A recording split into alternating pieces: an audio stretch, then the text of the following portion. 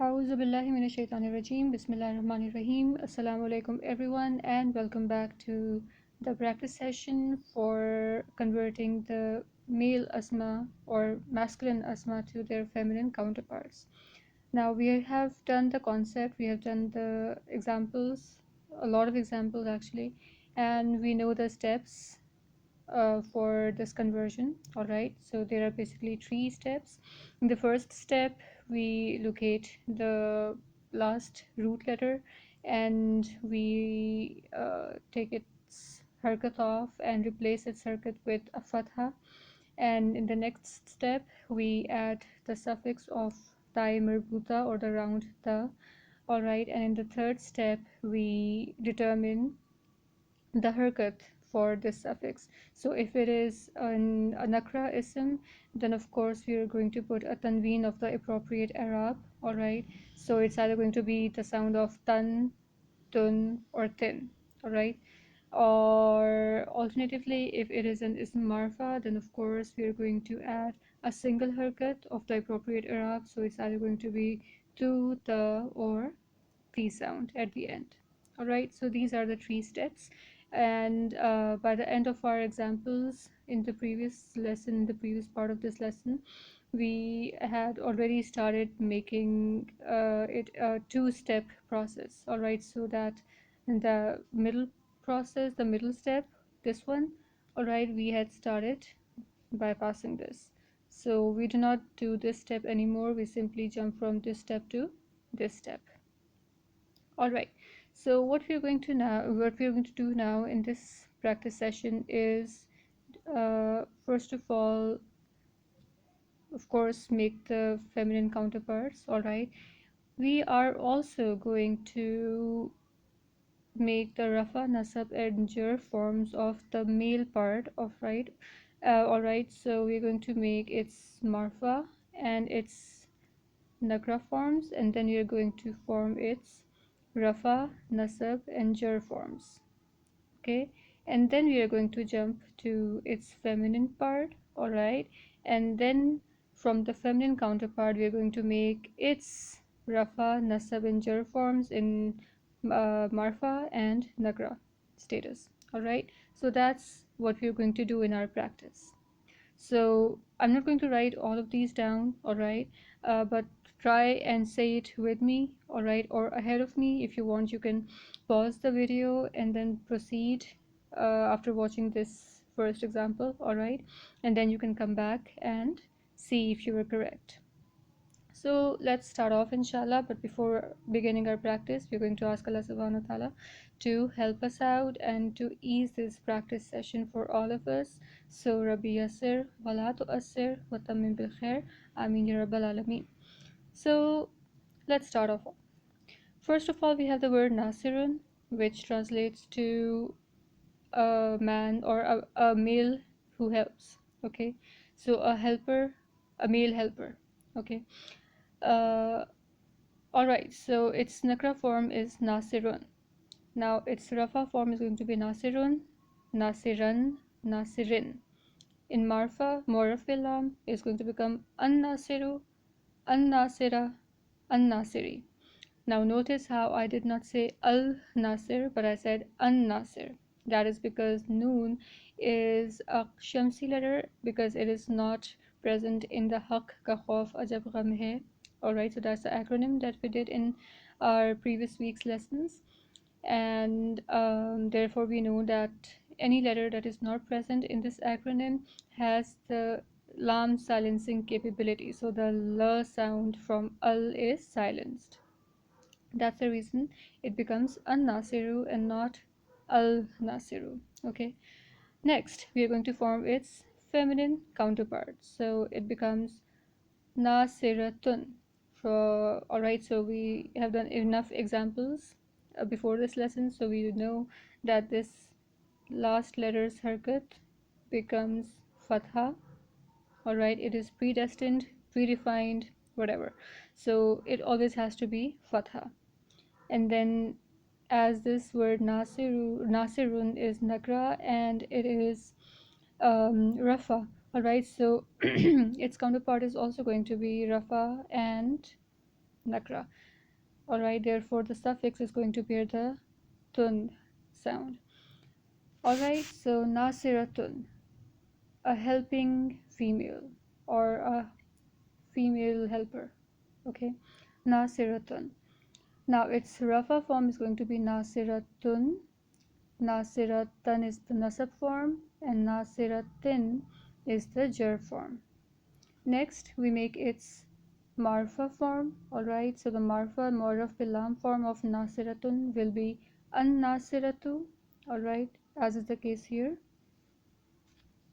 an nasiratu. Okay, so an nasiratu, an nasirata, an nasirati. Alright, this was our first example. Next we have the word alimun. Alim means a male who knows, so its marfa form will be here, its nakra form will be here, rafa nasab jar, rafa nasab jar. Alright, so alimun becomes in nakra form, and in rafa it becomes alimun, and then aliman, alimin, and then in moraf bilam form it becomes al alimu, al alima, al alim, al alimi in jar form. Okay, al alimu, al alima, al alimi. Next we make its feminine counterpart, it becomes alimatun. Alright, so I think you understand by now, because the last root letter becomes it carries a fatha. Okay, and according to the Arab of the main ism and the status, whether marfa or nakra, the harkat of the last of the suffix is determined, so it becomes alimatun, a female, a knowing female. All right, a female that knows. All right, so alimatun in rafa form and nakra form, it becomes alimatun, nasab is alimatan, jar form is alimatin. In marfa mu'arraf bilam form it becomes al alimatu, al alimata in nasab form, al alimati in jar form. All right, so now you don't even need me to translate all these things, do you? Right, so you know, due to the presence of this round ta, that it is a feminine ism. Then you know, with due to this tanween, that it is nakra. All right, and with this alif lam, you know that it is mu'arraf bil lam. So you are kind of getting the translations in your head, but if you try and voice it out, it's not too easy to put all these specific things into the translation. All right, and then say it. So you know that it is, if I were to translate this word here, it would be the the female who knows. All right, there are a couple of more things that I can translate, all right, that I need to translate in order to give a full essence of this word, but we are going to cover this in our practice sessions on the weekend. All right, because we need to cover a couple more things before we dive into that. So we are done with this example as well. Let's proceed to the next example. We have the word mu'minun, one who believes. So mu'minun is a believing male, or a male who believes. All right, so it's marfa form, then it's nakra form. Now rafa nasab jar, rafa nasab jar. So mu'minun becomes, in the rafa and nakra form it becomes mu'minun, mu'minan, mu'minin. In marfa mu'arraf bil lam form it becomes al mu'minu, al mu'mina, al mu'minin, al mu'mini. All right, so you have to be really clear with your sounds. So al mu'minu, al mu'mina, al mu'mini. All right, now its feminine counterpart is going to be mu'minatun. So we know where we're getting this from. Okay, so this time on purpose I'm not going to elaborate it. So mu'minatun. Now its rafa form in nakra status is going to be mu'minatun, In nasab it's going to be mu'minatan. It's in jar form it's going to be mu'minatin. Next, al mu'minatu, al mu'minata, al mu'minati. All right, so now you should be getting ahead of me, inshallah. Next and final example is mujtahidun. Mujtahidun, yeah, that's our last example. And mujtahidun means hard worker. Okay, so a hard-working male. Mujtahidun, so its marfa would be here, nakra would be here, rafa nasab jar, rafa nasab jar. Okay, so mujtahidun is the rafa and nakra form, mujtahidan is the nasab form, and mujtahidin is the jar form. Then in marfa form or the mu'arraf bilam form, we'll have al mujtahidu, al mujtahida, al mujtahidi. Okay, so it means a hardworking male, the in nakra form. All right, so this one means a hardworking male.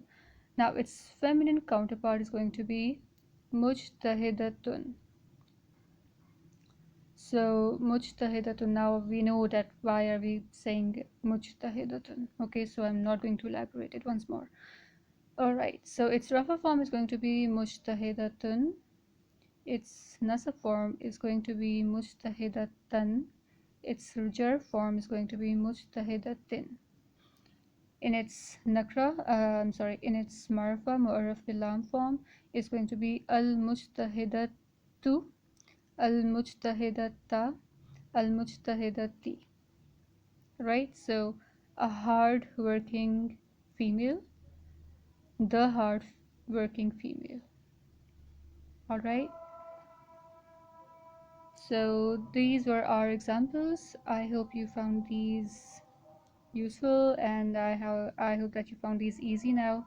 All right, so in the end, we can just conclude our lesson over here now, and we can pray to Allah subhanahu wa ta'ala to make this practice fruitful for us, and to get us really quick at these things, so that we can apply this knowledge while we are reciting, and we can identify the words, because after the next lesson, which would be about the plurals, inshallah, our it's going to be, you'll notice a huge difference, inshallah. All right, so till that time, I will ask you to practice and recall these things over and over again, so that our next lesson and our next practice session inshallah is going to be even better.